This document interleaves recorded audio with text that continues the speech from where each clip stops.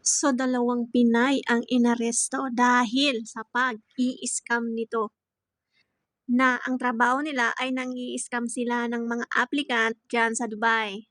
So, ito nga ay news na binalita sa Dubai News sa abroad, and then kumalat nga ito kasi nga itong 2 Pilipina na ito ay inaresto dahil sa pag-o-offer nito ng trabaho sa mga applicant nila. So, naka-scam lang naman ito ng laki, milyones. Ang laking pera nun, Dubai yun, di ba? Ang laki nun sa Pilipinas, magkano yun? And then, nasa 18 aplikante ang kanyang nabiktima. So, ito na nga yung sinasabi. Baka ito yung mga nang-i-scam doon sa mga cross-country na gumagawa ng mga peking paper, mga ID, and then etc. etc. So, mabuti na lamang at nahuli na nga itong itong Pilipina. So, nakakalungkot, no?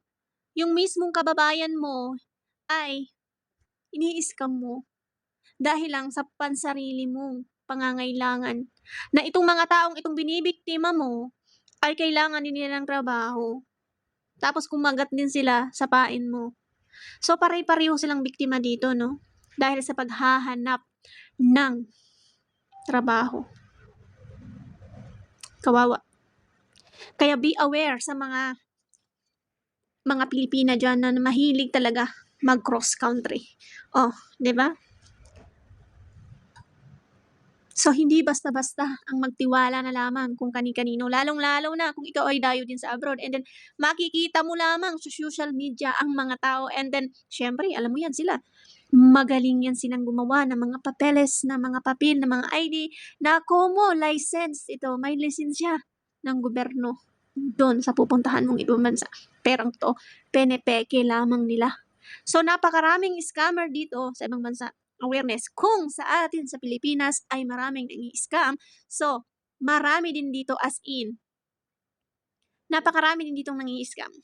So, speaking of scam, ako mismo na-scam na rin ako dito. So, hindi naman lang nakukonsensya ang mga taong ganito. Na nag-o-offer sila ng como bibigyan nila ng trabaho yung mga tao, tapos pagdating doon ay pinapabayaan na nila pag naibenta na nila at nakuha na nila yung kanilang pera. 'Di ba? Nakakaawa yung mga taong na-recruit nito. Saan na sila pupunta? Naasa-asa na pupunta sila sa ganitong lugar at inaasahan nila yung trabaho, pero pagdating nila doon, nganga. Kaya yung mga mahihilig dyan, mag-cross country, mag-isip-isip kayo. Buti na lamang at nahuli na itong dalawa na to. So, marami pa tong kasamahan. So, sana mahuli to kasi nakakaawa yung mga inaopera nila, yung mga cleaners, steward, housekeeper, domestic worker, despite recruitment without license. Fake job. Ang galing, no? Gagawa sila ng kung ano-anong ID, na kung mo ganyan, pumunta ka sa ganito, tapos ni-scam nila. So, sana maparusahan tong mga to sa kanilang ginawa. Na matapos na ang pagbibiktima nila sa mga binibiktima nilang mga kababayan natin na kailangan din nila ng trabaho, and then pagdating nila doon sa may inupiran sila na maganda at mataas na sahod, tapos pagdating nila doon sa pupuntahan nila, saan sila pupulutin?